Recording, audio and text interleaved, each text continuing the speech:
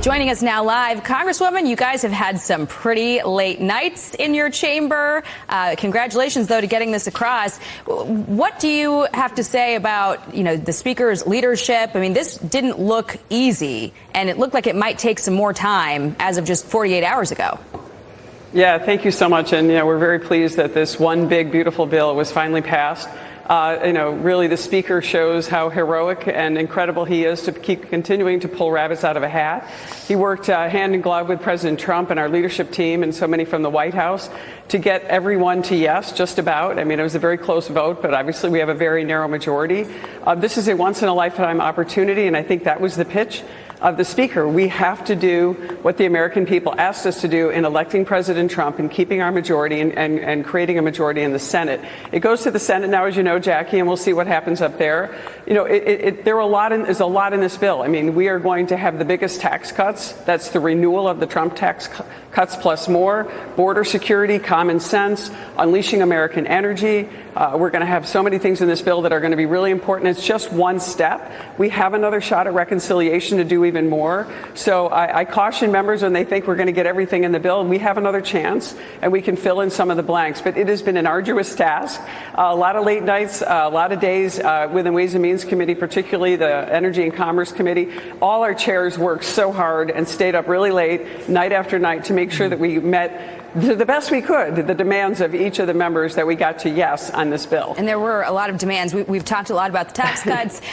We've talked about SALT. We've talked about Medicaid. But there's a lot more in this bill. Can you tell me, does this include raising the debt ceiling? What does it do for the border? That was sort of one of the theories of why it had to all be one bill, because the thinking was that everyone's going to want to support the border stuff. If you push the tax stuff to a second bill, it gets harder to get the whole majority together on this. So what about those two issues can you tell us? Yeah, of course, the debt ceiling is in there, and we have invested in border security. We had 4 years of an open border and dangerous criminals coming into our country, gang members, as we know.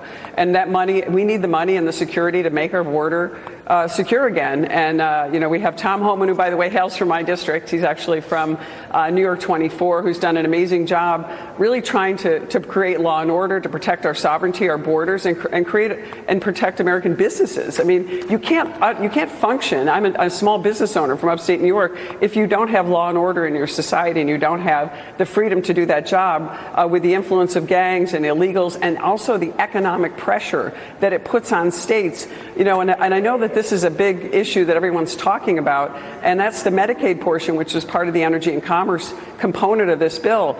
We have substantial, incredible fraud, abuse, and waste, up to over $543 million. We think it's even more. I come from the state of New York, which is the biggest abuser of fraud, abuse, and waste. No one who is eligible for Medicaid will lose their Medicaid. And this is the mantra that you keep hearing from the Democrats, the fear-mongering that you hear, throw grandma off the cliff, that same type of scare tactics.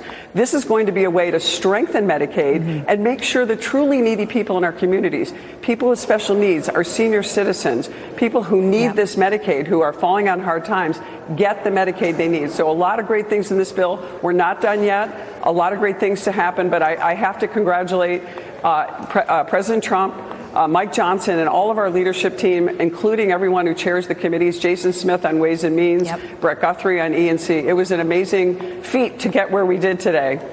Well, congratulations on some hard work completed. We'll, of course, track it as it comes over to the Senate. And hopefully they don't make too many changes and have to bump it back to the House for another crack at it, because it is a process. It takes a lot of time. All right, Congresswoman Claudia Tenney, thank you very much. Appreciate it. Thanks so much. Appreciate it.